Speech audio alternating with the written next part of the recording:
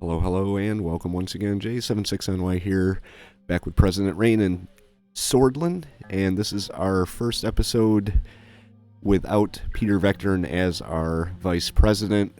We kind of forced him out in the last episode with good reason and admittedly a whole lot of personal guilt. I felt really bad about doing it, even though it was the right decision to make, and I am going to stick with it.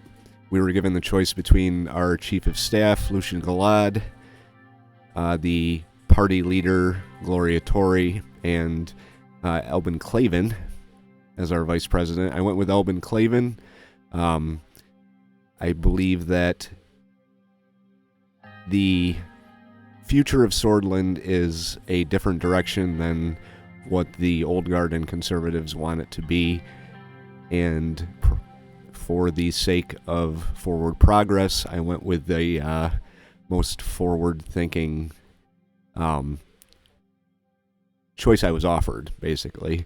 I didn't go with Lucian because I think he's a asset as my chief of staff. I didn't go with Gloria Torrey because she's opposed me on everything, and I don't trust her to not be more interested in her own future and undermine me every chance she gets. So that is it. So we are going to start our day at the Maroon Palace. I'm sure my choices are going to have consequences going forward, but the thing about this game is, good or bad, I am enjoying seeing how the decisions I make affect the consequences and the story as it plays out. So Lucian and I were on our way to my office. I was holding a mug of coffee in one hand and a folder of various documents in the other. As we turned the corner, Lucian spoke. The Ashraf Anniversary is coming up soon, the most important day for the Bludish populace. Watani Ashraf is one of their symbols, as you know. Let's check that out. Another thing I like about this game is the incredible amount of information they put into a backstory on this. The developers definitely went above and beyond in creating a backstory for quite a few things in this game. Bludish carpenter who was killed by Sordish soldiers during his protest against the construction of Sol Dam. So he's kind of a martyr. He was shot and killed by soldiers on the 10th day of the protest. Following his death, his name became a symbol of Bludish rights. Okay. So the Bludish people are kind of a tricky, sensitive topic in Swordland. I haven't exactly been a friend to the Bloods, so let's see going forward how this works. Your presence at this event would show your desire for a more unified Swordland. We will reap the benefits if you decide to go, I'm sure. I don't want to cause further division among swords because of this, and why should I attend a Bludish anniversary? Or you are right. So I think I am going to go with number 3. We rounded another corner to reach the last corridor leading to my office. Lucian suddenly stopped in front of one of the doors. The plaque that once said Vice President Peter Vectorn had been removed. The doorway was half open, and I could see a few workers moving boxes around the room. One of them saw us, bowed his head, and changed the name tag on the door to Vice President Albin Clavin. I heard Albin's voice from inside. You can leave it there, thank you. He noticed us and immediately made his way to us. Mr. President, Lucian? That is Mr. Galad to you, Mr. Vice President. Lucian really wanted to be Vice President, so he's a little sour, I would say. Why don't you be ready to work as soon as possible, Albin? As you wish, Mr. President. That reminds me. Mr. Galad, please deliver this to my secretary. This needs to be in the hands of the Justice Committee as soon as possible. Lucian's upper lip curled. He and Albin stared at each other, down for a moment. I'm not your servant, Mr. Clavin. True, but I am your superior, Lucian. Oh, drama. We work with requests here, Mr. Clavin. Go deliver it yourself, you lazy bastard. Oh. We work with requests here, Mr. Clavin, not orders. Then I request, Mr. Galad, could you please deliver this to my secretary? Please. And he relents, takes it. I will see you later, Mr. President. For the Ashraf matter, I will present you with our options later. He walked out, leaving me alone with Albin. Well then, I must get back to tidying up this room. Thank you for visiting, Mr. President. I will stop by as soon as this is done. I'm expecting good work from you. Do not disappoint me. Glad to have you here, Albin. I want you to try and get along with Lucian.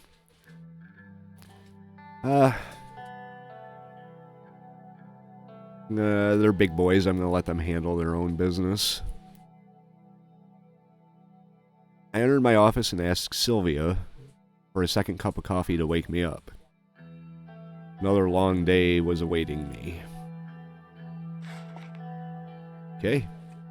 So we've got the briefing on the women's rights situation. And that's about it. So let's read the newspaper from the Radical. Albin Clavin is the vice president. It's official. Albin Clavin is the new vice president of Sordland. Looking at this pic objectively, I catch myself thinking that honestly, it could have been worse, much worse. President Rayne could have picked Mr. Clavin's conservative counterpart, Gloria Torre, for example. Regardless, we can say with certainty that Mr. Clavin will be a much better vice president than Peter Vector. We can hope. Alright, let's see how the women are doing in Sordland. I was sitting in my office, I looked at the clock. 2:26 p.m. It was almost time for my appointment with Kiera on women's rights. There was a knock at the door. Kiera entered the room with her folders in hand. The door did not close behind her. She is the Minister of Education. Monica entered the room and stood next to Kiera. She is my wife. Mr. President, Anton, before we start, I just want to thank you for agreeing to this meeting. I've been dreaming about this ever since I volunteered with the Sordish League of Women. I can't believe the moment is finally here. I think both of you together could finally bring change to Sordland. I hope you thought this through. Real change requires carefully considered plans.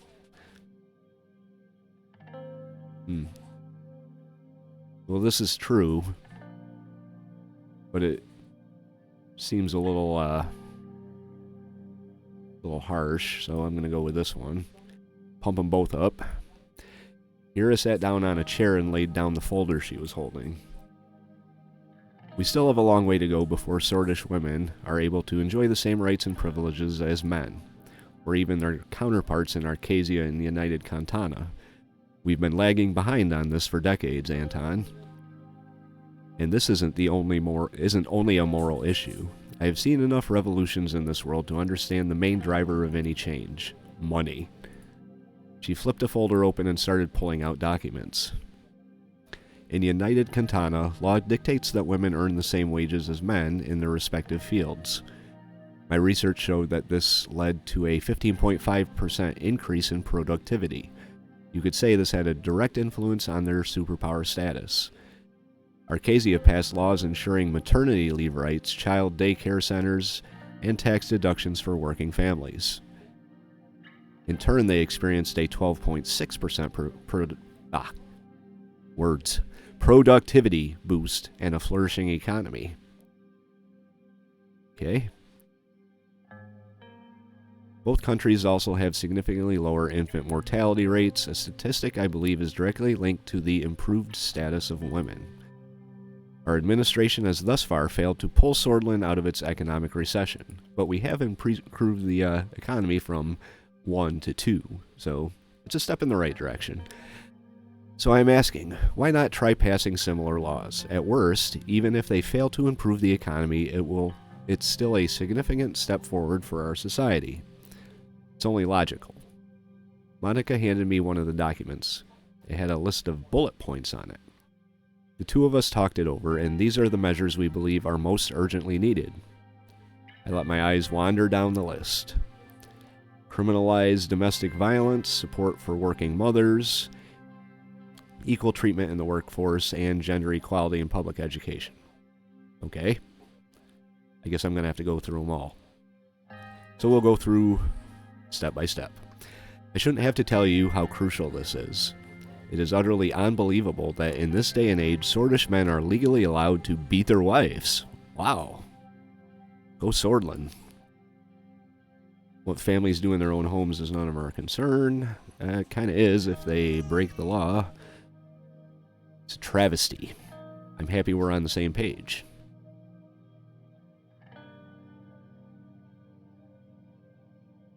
As incidents are especially high within Bludish communities, I would also advocate for setting up a special domestic violence task force in collaboration with Bludish women's rights organizations.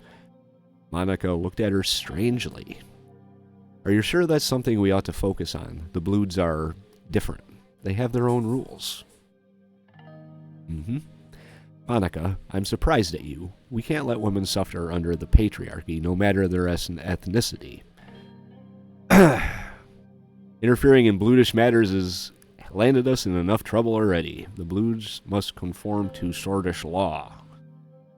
I'm still not sure criminalizing domestic violence is a good idea. For the Bluds or anyone else, I am not going to pick that one. But if we criminalize domestic violence as Sordish law, then the Bluds must conform to Sordish law. We'll stop at that. We can discuss the particulars once the law is passed. I don't really think that's how it works, but support for working mothers. Kira nodded. It simply isn't fair that women in the workforce are punished for having children. Remember what I told you about Janice? I do not, actually. My friend who basically got fired for becoming pregnant. That would never happen to a man. Paid maternity leave and state-subsidized daycare centers should be key to keeping more mothers employed. That's a good point. I don't want to reward women for choosing work over raising their children. It's true, having children never hindered my career prospects. It shouldn't hinder a woman's either. I'll have to think about this. Monica, you always said you never regretted giving up a career to raise Frank and Deanna. Okay. I'll go with that. Moving on. Equal treatment in the workforce. That's an easy one. Right now, Sordland has one of the continent's largest pay gaps between men and women. We need legislation ensuring that a woman doing the same job as a man is paid the same wages. We would also introduce quotas to get more women into position of power, in the assembly, for instance, or on the board of corporations. I don't know if I'm down with that. I think forcing companies to promote based on gender is just asking for problems. Current United States Vice President. Eventually, narrowing the pay gap is a far more pressing issue, as it would bring financial independence to countless lower-income women. Here, we never talked about this. But I always thought that with more women in power, higher status for all women would naturally follow. Women are starving because they don't make a living wage. That's a damn sight more important than your friend Janice being passed over for a promotion. Ouch. Quotas seem far easier to implement than equal pay laws. We should start there. Quotas are a terrible idea. People should be hired on merit, not simply because of their sex. I agree with this one right here 100%. But they don't need to know that. So I'm going to go with, I don't see a problem with quotas, but tackling the pay gap is much more urgent. Leaves it open to dealing with the quota thing later. Monica gritted her teeth. Oh, well, there we go. Thank you, Mr. President. Gender equality and public education. Kiera grinned. You know how much this means to me, and you've witnessed the dangers firsthand. And we've done something about it, so... The way girls are shut out of real education unless their parents have the means to get them out of the public school system. So many bright minds are being lost. I wouldn't entirely demean the old system, Kira. Deanna still loves her handicraft classes. I'll make a good homemaker someday. apparently. I'm not saying we'll take those away. Maybe boys should learn handicrafts too. Monica bursts out laughing. Imagine Frank in an apron. We've had this conversation, Kira. I'm entirely on your side. I don't know if I want to go against my wife again. I can't really choose this because I've already kind of started heading in the other direction. Jesus. I could either reverse myself or go against my wife. We've had this conversation. I'm sorry, Monica. Really, really. Good, then we'll see eye to eye on the matter. That covers all subjects. What are your thoughts so far? You've made a good case for all of these changes. I'm not sure I can risk passing laws like these so close to the election. Politically speaking, that's probably the best choice. It feels too much like you're comparing Swordland to other nations. We must choose our own path. Well, this doesn't really commit to anything. Once again, I am being the politician and saying just enough to keep them happy. Thank you. If we can pull this off before the election, the Rayne administration will make history. Let's talk about how to proceed. I want to establish a commission for women's rights in Swordland, with me as its head. Our goal shall be passing and implementing a set of laws to solve the problems we just discussed. As the Commission's spokesperson, equality, wife, come on. My responsibility will be to make speeches and organize fundraisers. I will be the face of this movement while Kira handles the groundwork. If I can show that the First Lady is behind this movement, many women will feel encouraged. Kira gestured down at her outfit, especially those who aren't keen on pantsuits.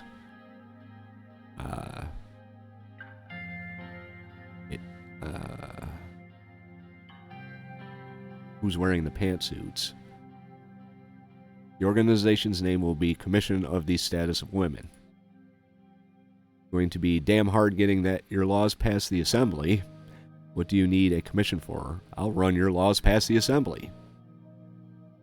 Well, I'm assuming it's going to be damn hard getting those laws past the Assembly, so we'll go with that one.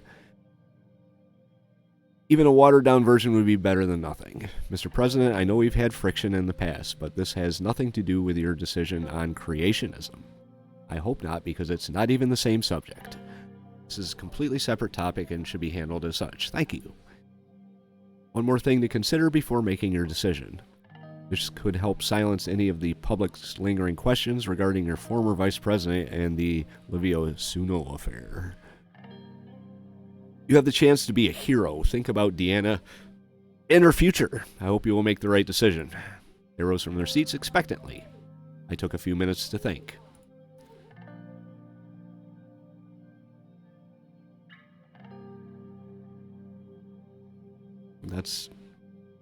I just bring them through this whole meeting, encouraging them, and then be like, no.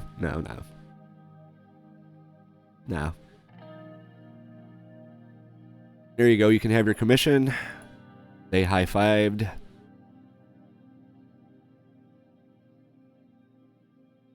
And hugged. It's not over yet, Monica. The true battle is in the Assembly. We will celebrate once it's done. Hopefully Tarkin's soul doesn't show up to screw everything up like he did my constitutional reforms. Which still I'm kind of a little pissed about. I wonder if you could have him killed. Huh. I'll start gathering names for the commission tonight. As President Anton Rayne's mind wanders to assassination. She and Monica headed towards the door. Monica paused before leaving. I love you, Anton. I'll see you at home. Really? Okay. I could hear Monica and Kira talking excitedly to each other as the door closed behind them. I looked out my window over the city of Holsword. It was a clear day outside. There we go. Monica has been updated. She is now a spokesperson for the women. What do we have to do? Sordish League of Women donation. Anything else?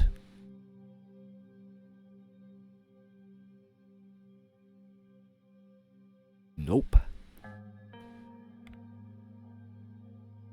Oh, it's one of these things. All right. Most influential women's rights NGO, the Sordish League of Women, is organizing a massive fundraising campaign to raise awareness in Sordish society and has reached out to us personally for private donations. Okay, why not? I am now broke. But it was for a good cause, so...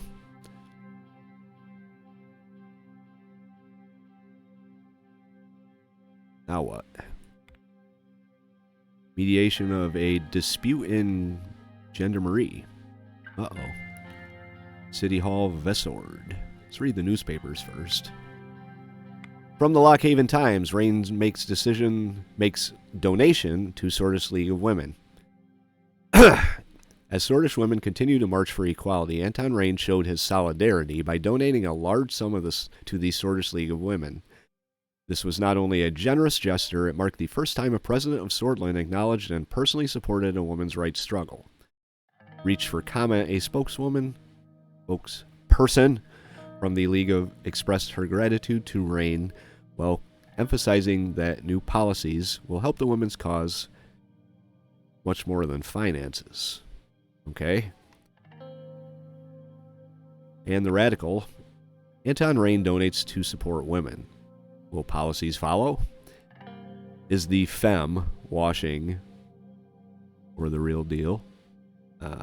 President Rayne made an unusually large out-of-pocket donation, which I'm pretty sure in most countries that would be very, very illegal. But hey, it's Sordland, so here we go. Sordish living... blah, blah, blah. Budge on women's rights policy. Some of Rayne's defenders argue that the issue has always been on his agenda, but had to take a backseat as other more urgent priorities sprang up during the first half of his term. Okay, well, whatever. Let's go mediate a dispute. I arrived in the city of Vesord with my new vice president, Albin, after receiving an emergency meeting request from Joseph and Lilius. Sorry. I had seen the reports of a recent issue that rose between the Sordish police forces and the Gendarmerie units at City Hall. The report said that an operation against a drug trafficking gang in Vesord failed due to miscommunication. It was not hard to guess what this meeting was going to be about. We entered the City Hall and made our way to the second floor. I could hear Joseph and Lilius' voice echoing through the hall. Joseph is my Minister of Defense, kind of like a Secretary of Defense. And Lilius is the Minister of the Interior.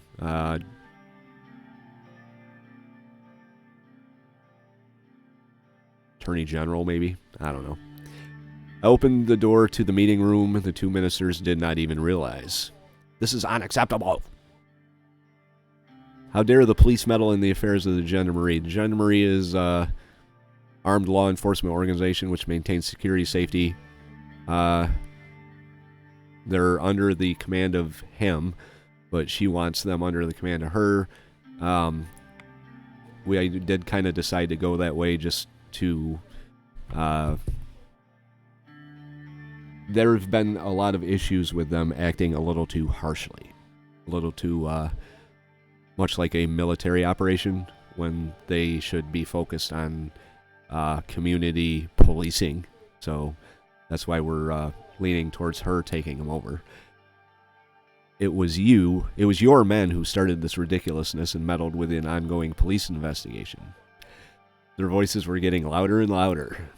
Rural security is my jurisdiction and your men were way outside of Vesord.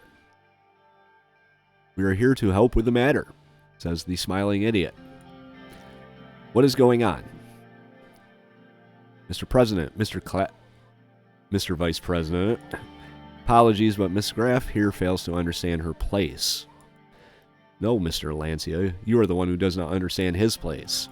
Well, you guys should duke it out, because honestly, I can't tell who would win. If you continue to do this, you will pay for it one day. Slam the table. That's enough. Calm down, both of you. Don't worry. We'll solve all our conflicts of interest. I'm not going to slam the table, but I will just... I'm not going to try and massage these people. I'm really trying hard to stay calm, Mr. President. Miss Graff, you are pushing your boundaries. Let's hear your side of the story, Joseph.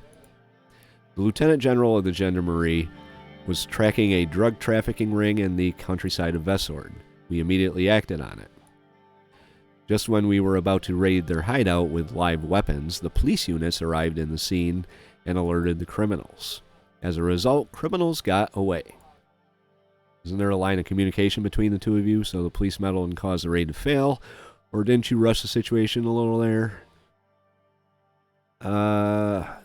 Isn't there a line of communication? Don't you guys talk? There is, but the Minister of Defense decided to avoid notifying the police department about the planned raid.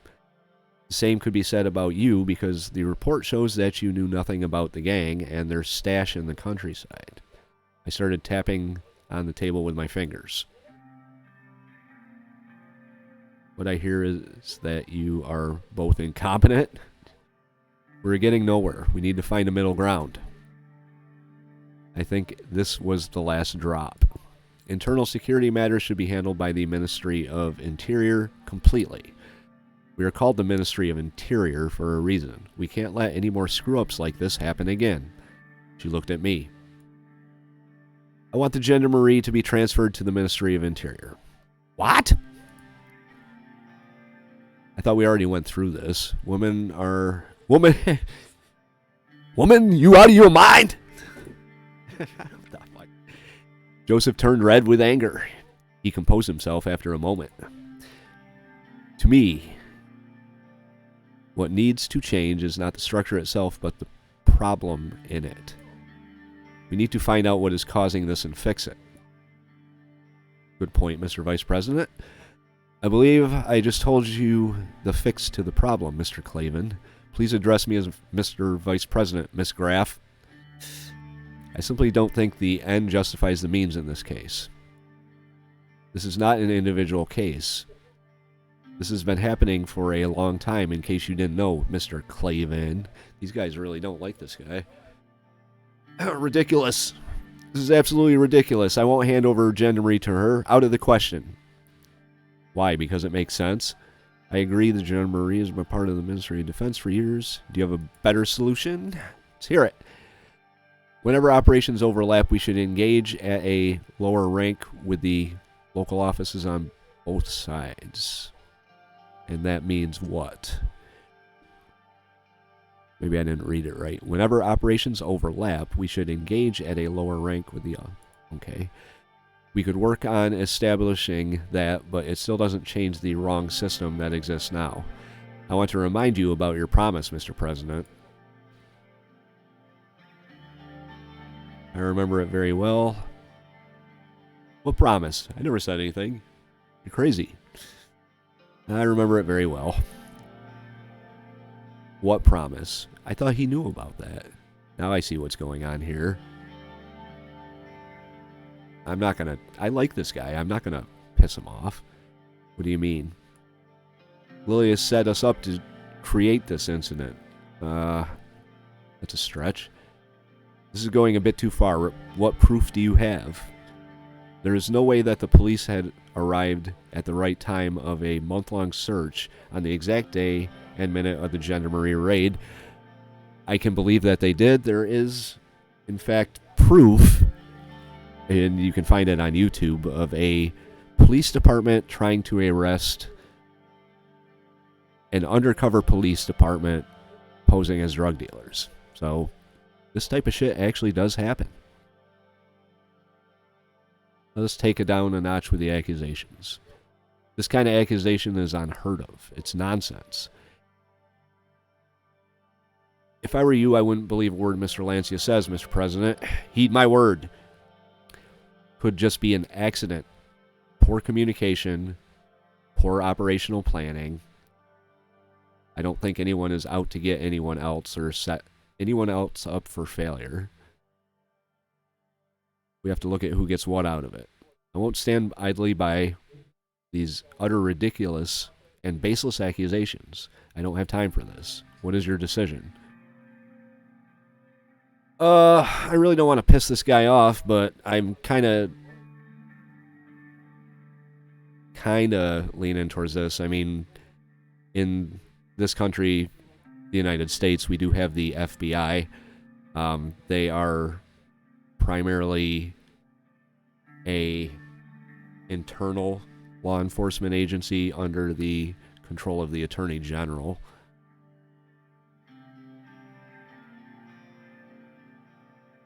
And I already did tell her I would, so there we go. Keeping my word. You're making a mistake. Thank you for being a man of your word.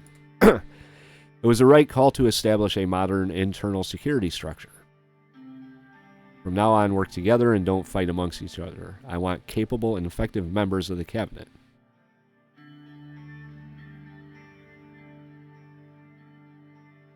We will do our best, right, Mr. Lancia? That's right, Miss Graff.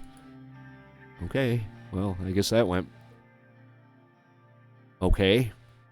I left the room to attend my next scheduled meeting, which is briefing on the current healthcare situation. Now we're just all over the place. Full sword posts, Gendarmerie transferred to Interior.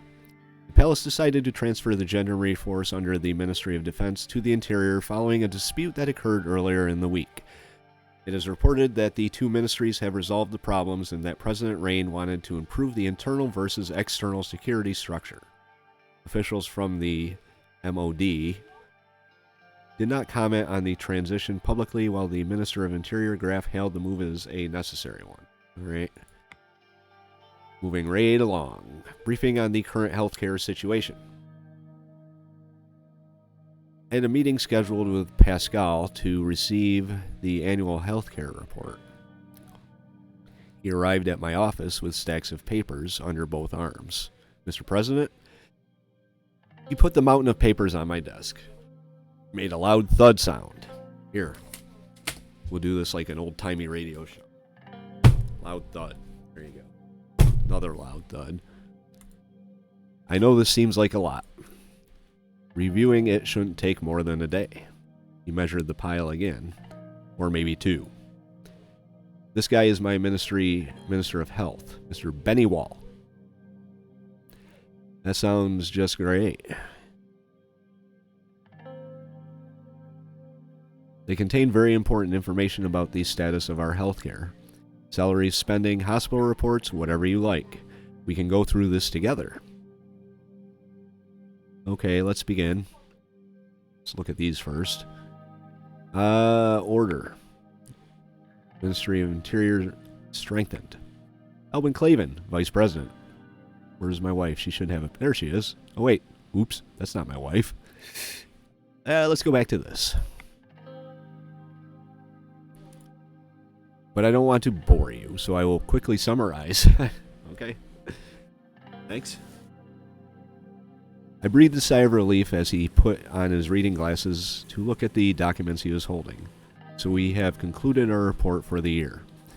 Thanks to the allocated funds, we have improved the healthcare in the country overall. I've used the resources to begin a comprehensive health reform. We have more patients treated, less waiting times, and higher treatment quality than the years before, which is always good. That's great to hear. Thank you for your hard work. Just as I expected, it was a good decision to spend the budget on healthcare. Good. Under my presidency, I want Sordish people to have the best healthcare services they can get.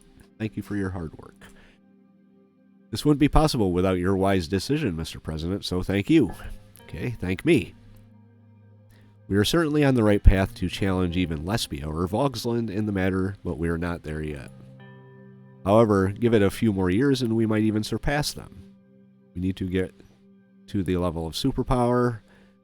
We can't simply follow the footsteps of other nations. No, Pasquale, we will surpass them. Ever confident, chest thumping.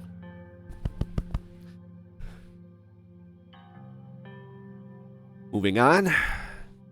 Our privatization efforts have both positive and negative effects. It helped us raise further funds that we spent on improving the system. Privatized hospitals opened in many places with top-notch equipment. But on the other hand, privatized hospitals are rather expensive, even for an ordinary middle-class citizen.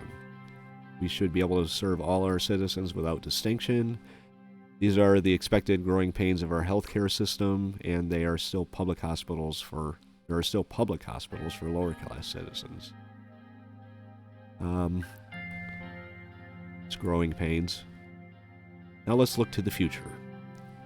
Pascal skimmed the rest of the document before putting it down.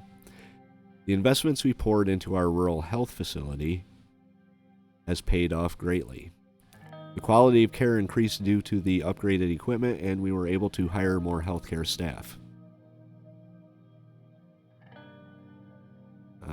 Make sure they know that we are the ones that gave them to this. Let's get our credit where credit's due. People in countryside deserve better health services. They've been neglected for a long time due to political reasons. Not anymore. All these efforts have resulted in a clear increase of quality in health services provided to our citizens. He cleared his throat. Now that I've given you the short summary, there is a very important matter to discuss. Leaning over to grab his briefcase, he pulled out a tan-colored package. The package was stamped with big red letters that read "Confidential." He opened the package and brought out a few documents and handed them to me. Take a look. It was a report from the Ministry of Health. Each page had a stamp on it that read, "For President's Eyes Only." The report was titled, "Polio Outbreak in Persia." That's very concerning. For now, it seems to be under control. We have put a few villages under quarantine. The total number of infected are currently 1,467. Death toll is at 23 so far. Okay. We have more outbreaks, the results will be terrible. Thankfully, we have received the additional funding to our healthcare. This should curb the infection ratio. Although I am afraid even that might not be enough. This is a very serious matter, Mr. President. Lives of Sordish citizens are at stake. How bad can it be? Don't worry about it. It will stop. What can we do about it? We have done our research. There is a cure. Jonas Salk? Or was he the penicillin guy? A vaccination was recently invented in United Cantana by a doctor, and the formula has been made available for free in the entire world. No matter what people think about United Cantana, if the same thing happened in Arcasia, we would be paying the price for it. United Cantana is a socialist republic. Thanks to the very good decision made by you to increase the funding for our healthcare, we have the capacity to produce this vaccine locally. But I'm afraid simply having the vaccine won't help. We need to make sure they are administered. We need to implement a nationwide mandatory polio vaccination policy. With your order, I can immediately get to work to ensure we are doing whatever it takes. Well, isn't this kind of a ironic situation here in Swordland? This might seem excessive, however, it is absolutely necessary.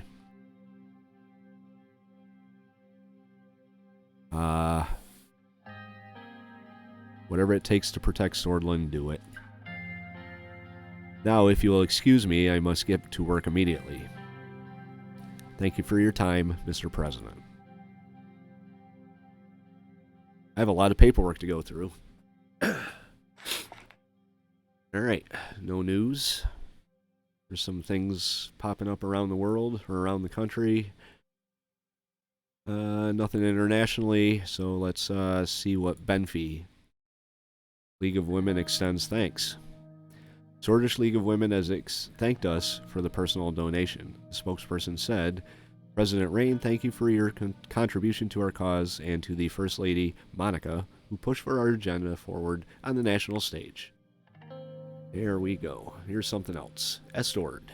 Read the report. Free medicine. Citizens in Estord have received their first completely free prescription medicine.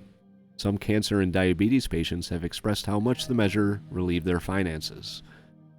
A poor family gave an interview thanking the presidency for allowing their parents to live. Wow. It is reported that the measure has been successful around the country as well. Okay.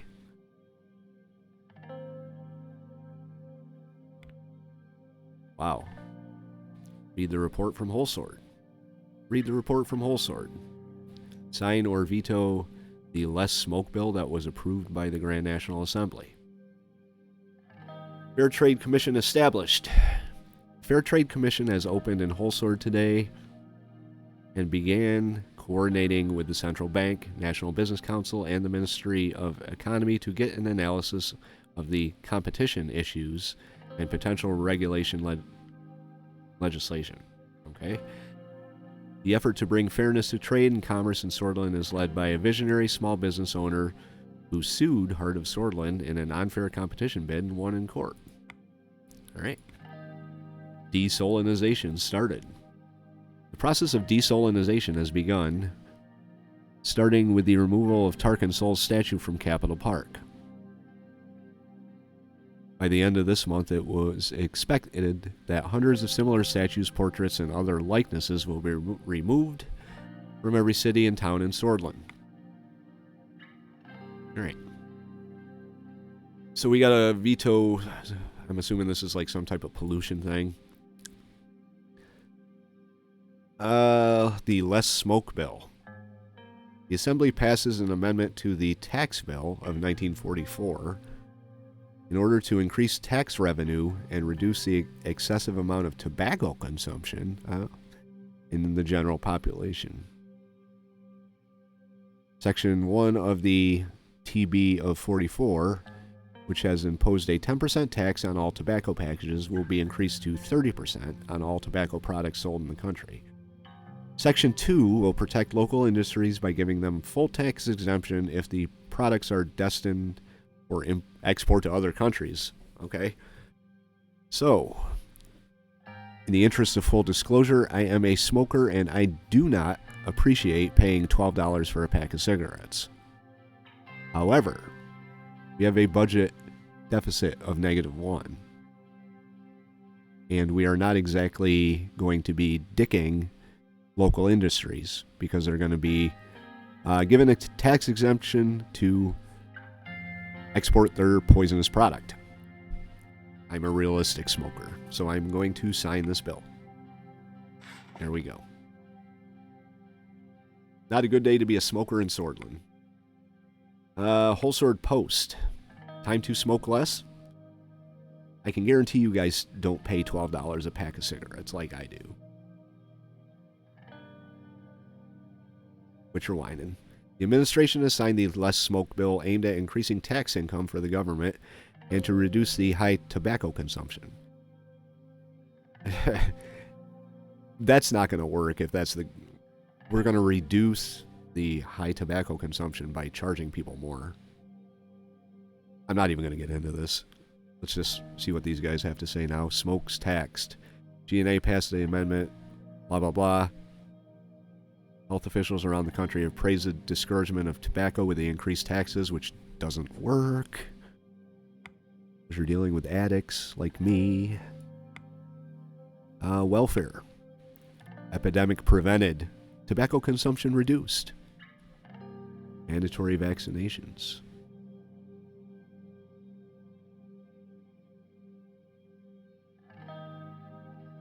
Alright. Well, things are on the up and up, I guess. Now what?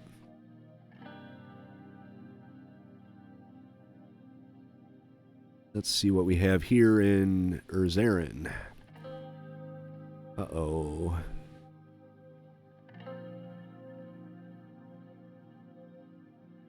So this is, oh god, we went down to 1 again?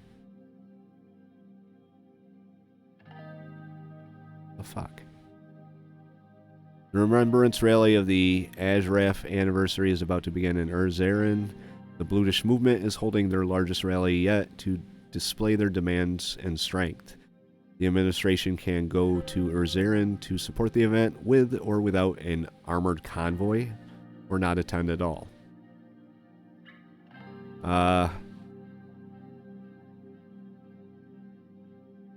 Well, they haven't exactly been treated well by me, so I don't know if I should go, but I should go because moving Sordish forward and all that. I kind of burned my bridges with the conservatives anyway, but I'm not going to take my life in my... Alright, I'll go with an armored convoy.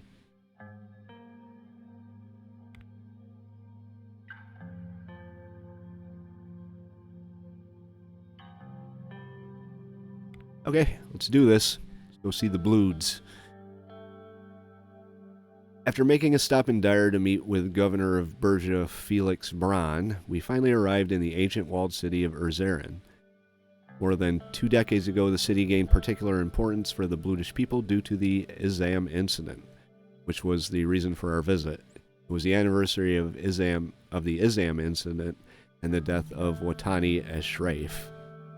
The event took place in the aptly named Isam Square, just several blocks away from the site of the tragic Isam incident, which currently lays under Lake Seoul, together with the ruins of the sunken city.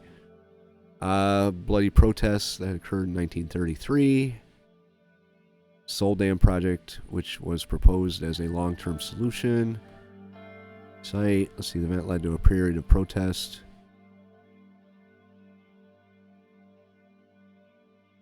Alright. We drove in an armored personnel carrier wearing flak vests as we entered the city's old paved streets between its rundown buildings.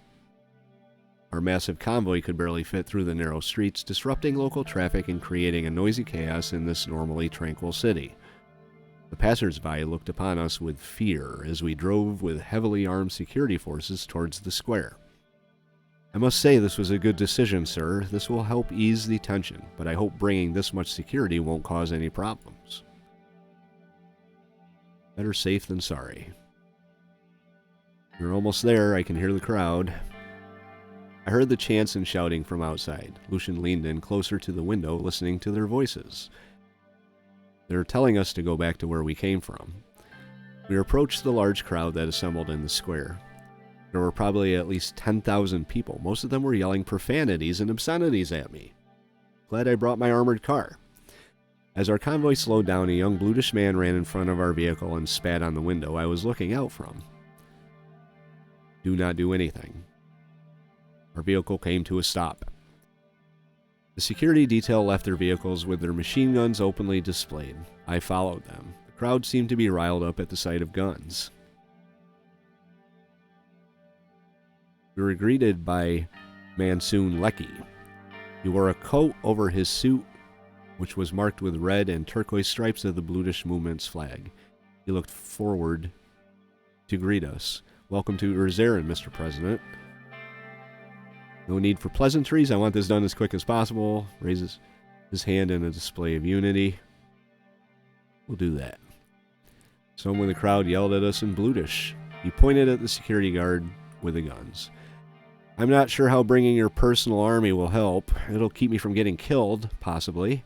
They're not my personal army. They protect the government. They're here for protection. Or let's go. Protection from your own citizens? I guess there must be a reason to be fearful. On a day like this, when you want to show support for the murdered Bludish people, you bring men with guns. Oh, dude, shut up. I don't know what your intentions is, but I only ask of you that at least respectful of the proceedings, Mr. President. My only intention is to stand in solidarity with our Bludish people. Let's just move on. He raised an eyebrow. Mr. Lecky, Mr. Glad, welcome. Shall we move into Sanctuary then? Let's go. We started making our way into the Erzerian Sanctuary, which stood at the end of the square. A much smaller replica of the Arch Sanctuary in Dire, this building emanated a mystical aura due to its age and its blackened walls. We entered the building through the ornamental large metal gates. As we walked, the noise of the crowd started to fade out. Everyone started to get quiet for the ceremony. Thousands of candles were burning inside the sanctuary, one for each person that died in Isam. The red candle at the center was for Watani Ashraf. Monson gestured towards the candles. Pick up a candle. He picked up the candle for Ashraf and started walking out. Many others followed suit, including us. The atmosphere outside had completely changed. The crowd was now completely silent. Maybe I should have picked up that red candle. Maybe not. Who can say now? We slowly walked towards Ashraf's grave. On the way, hundreds of people joined with us. Someone from the crowd shouted at me, breaking the silence. "Don't mock the dead, you racist dog! You're defiling that candle in your hands." Before I could react, the security force grabbed the man and dragged him away. Monsoon looked at me with a mix of fear and anger in his eyes, but he knew better not to speak. When we arrived, he pointed at a huge standing torch above the grave. Light the torch together. We lit the torch together. I turned around and realized the sheer amount of people who were following us. They were all looking at me, waiting to hear what I would say. My fellow citizens, we are here to mourn Watani Ashraf and many others who have lost their lives. We are here to mourn those who tragically lost their lives in Islam. I am not standing before you today as the president. I am standing here as one of you. They were brave men and women who only wanted to protect their lands, or I condemn the events that led to the deaths here. They were brave men and women who only wanted to protect their lands. Despite the attempts to divide us, our people will stand as one. We are Sword, we are Blood, we are all united under one flag. I share your hatred and anger. I feel it too. I assure you, like a red-hot metal, it takes a long time for it to cool down. But I look at the lost lives and think, what would they want? I assure you this administration will do its absolute best to mend wounds. That sounds good. An old man from the crowd yelled, "Bullshit!" Despite these kind of attempts to divide us, we will be united as one. We will work together. Let me tell you one thing. I dream of a Swordland, a truly united Swordland, a country where being a Blood or a Sword does not matter. We are all the same before God. Remember the words, love thy brother and thy sister. We must always stay together in the face of adversity, against all odds.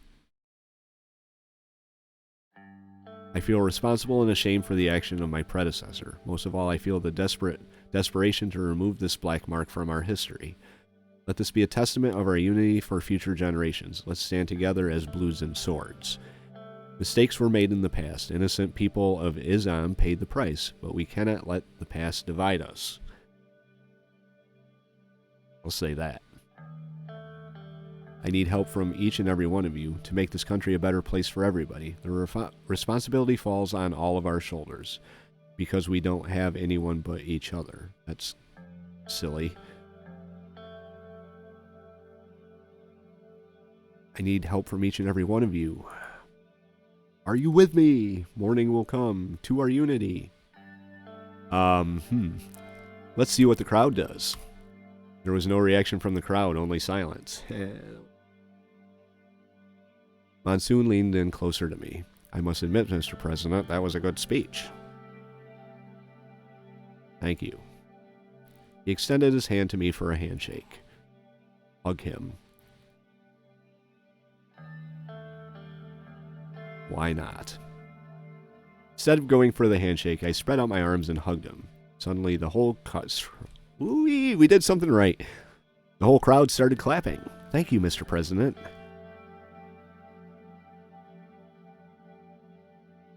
I don't know if any of this really matters after what you've done against the Bludish people. Well, kiss my ass. Still, you can come here to Erzerian for the anniversary of Islam incident. That's a good start. Lucian rushed near me.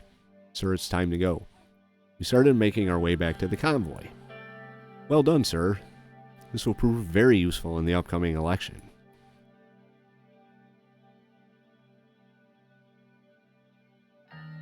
Time will tell. And he bowed his head. We entered our vehicles and started making our way back home from Erzerian. Okay. Let's take a look at what we have to do next. before we read the newspapers. Next up is briefing on the current political situation. So we'll read the newspapers first. President attends the anniversary with army of bodyguards. In a display of unity, President Rayne attended the Ashraf Anniversary with an armored unit separating him from the people.